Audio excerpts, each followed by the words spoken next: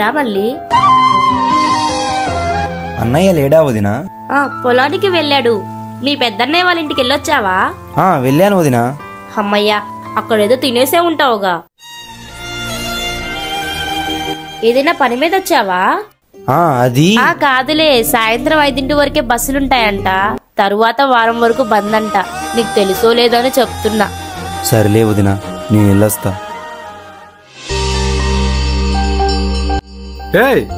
ఎప్పుడొచ్చావు? అప్పుడే వెళ్తున్నా. అది అన్నయ్య, నేను గంట నుంచి బ్రతిమిలాడుతున్నా అండి ఉండమని. అర్జెంటుగా ఏదో పనుంది వదినా, వెళ్ళాలి అంటున్నాడు. సరే అన్నయ్య, నేను వెళ్ళొస్తా. ఆగురా, నేను డ్రాప్ చేస్తా పదా. ఆగండి, మీ పెద్దన్నని కూడా కలిసి వస్తాడంట. మీరండి కాలడుకుని అన్నం తిందురు గాని. సరేరా.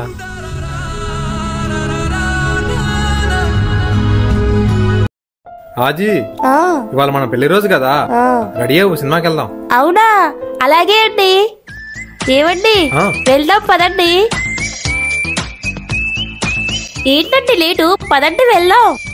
మా తమ్ముడు వస్తాడు, వాడి కోసం వెయిట్ చేస్తున్నా. మీ తమ్ముని కూడా పిలిచారా? అయ్యో, బండికి పంచర్ పడిందే.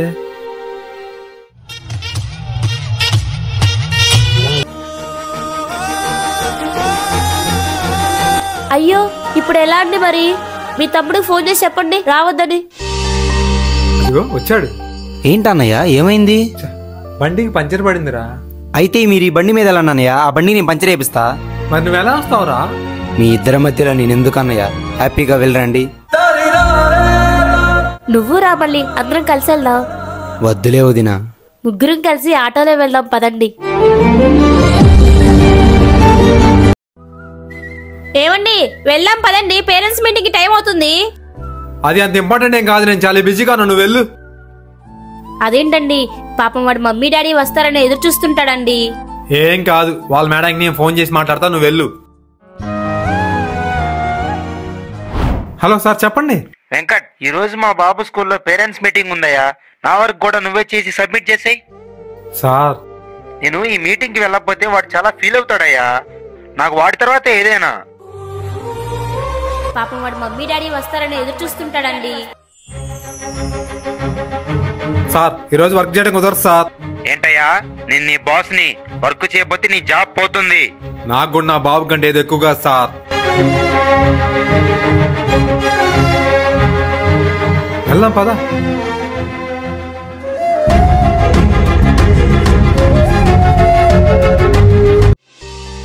ఇంట్లో ఎవరు?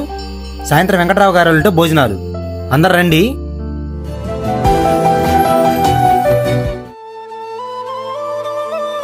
ఎక్కడికి రాజీ, రెడీ అవుతున్నా? మర్చిపోయారా? సాయంత్రం భోజనానికి రమ్మని పిలిచారు కదా. పిచ్చి ముద్ద, పిలిస్తే వెళ్ళటమేనా? వాళ్ళ క్యాస్ట్ ఏంది, మన క్యాస్ట్ ఏంది? ఇంతగా వంట చేసావా లేదా?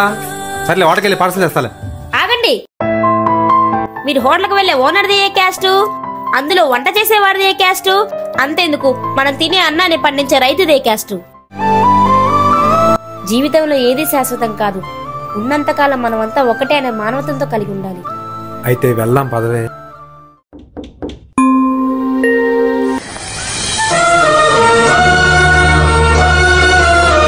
ఏంటి మీరు కొత్తగా కనిపిస్తున్నారు? ఇవాళ నాకు ఉద్యోగం వచ్చింది, ఫ్రెండ్స్ తో ఫుల్ గా పార్టీ చేసుకుని వస్తున్నా. అయినా మీకు డబ్బు ఎక్కడిది? నీవే. నన్ను అడగకుండా నా డబ్బు ఎందుకు తీసుకున్నారు? ఈ ఇంట్లో అన్ని నావే, నీ డబ్బు కూడా నాదే. అవి ఎంతో ఇష్టంగా నా చౌతిత్తులు కొనుక్కుందామని దాచుకున్నాను.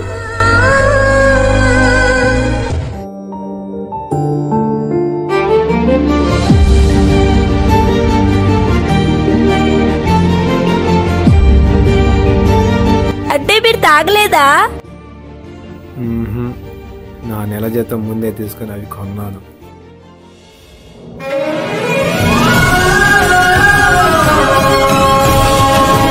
రాజీ, wow, what a sudden surprise. దాదా కూర్చో.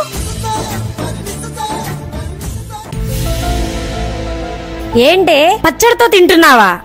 పెళ్లికి ముందు ఎలా ఉండేదానివే. అయినా దేవుడు ఇక్కడ రాసి పెట్టుండాలే. రాజీ, నీకోసం ఏం తెచ్చా చూసుకో. Cool cake.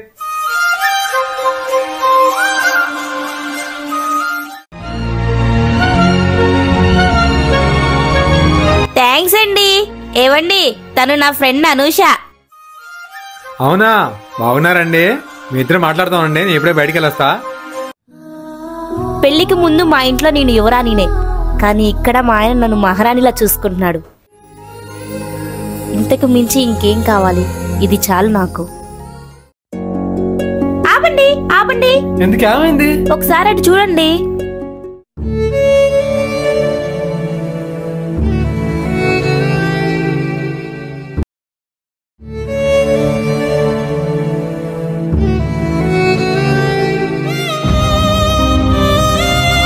పాప ముసలావిడండి, రోడ్డు దాటలేకపోతుంది. వెళ్ళి సాయం చేద్దామండి.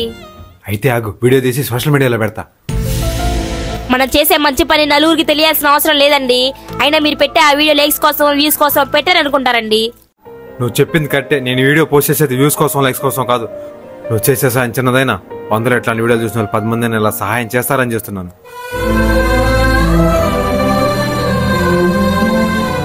దయచేసి ఇలాంటి స్థితిలో ఉన్న వారికి మీ వంతు సహాయం చేయండి.